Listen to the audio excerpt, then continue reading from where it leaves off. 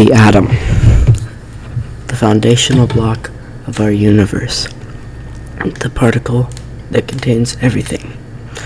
In today's video, we're going to be looking at the very first person to look at matter and say, what makes up this matter? What is it? What are these particles that make it up?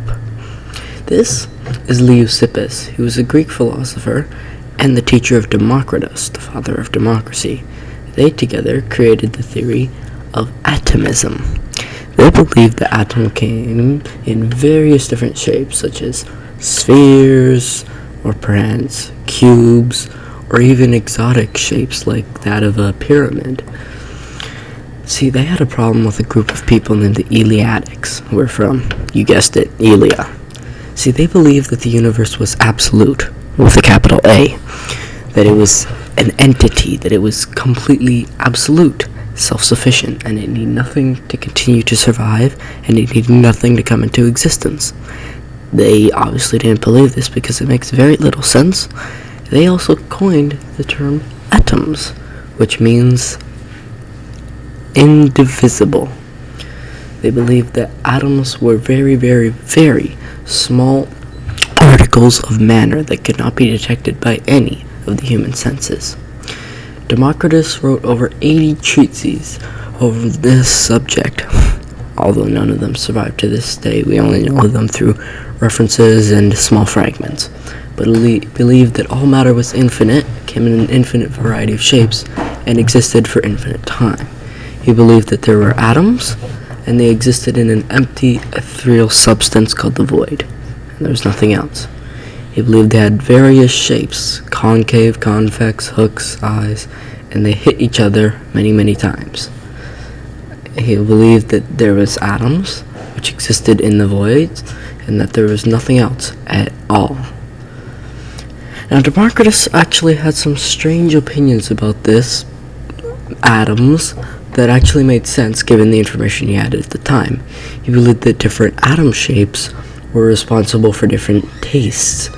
He believed that small, angular, jagged atoms scratching the tongue caused the taste of bitterness, and large, globular, smooth atoms running across the tongue created the taste of sweetness. One of the biggest Eleatics that he fought against was a man named Parmenides.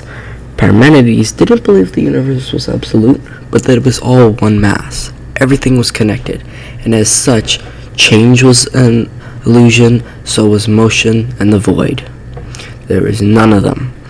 Democritus did not believe this, not for 1 second. He believed that there had to be change, or at the very least, the illusion of change and motion had to be explained, because obviously you can see things move. He famously said once, by convention, sweet is sweet. By convention, bitter is bitter. By convention, hot is hot.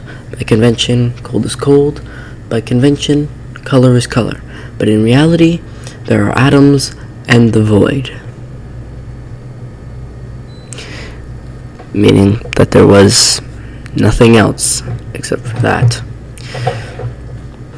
Now, they weren't the only ones to think of this theory of an atom. In the 600s, a man named Dharmakatri, an Indian Buddhist, came up with the theory of atoms too.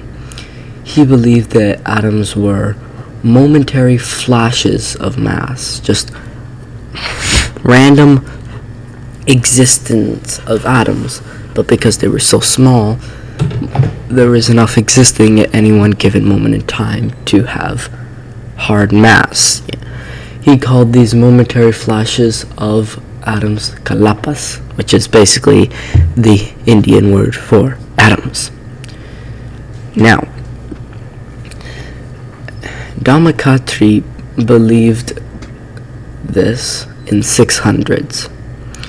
This theory of the atoms would go untested and unchanged for many, many years until a man named John Dalton came along.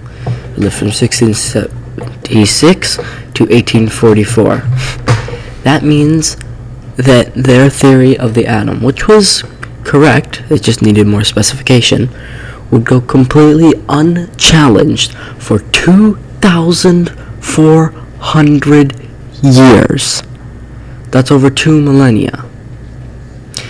I think we owe a big thanks to Leucippus, Democritus, and Damicattri.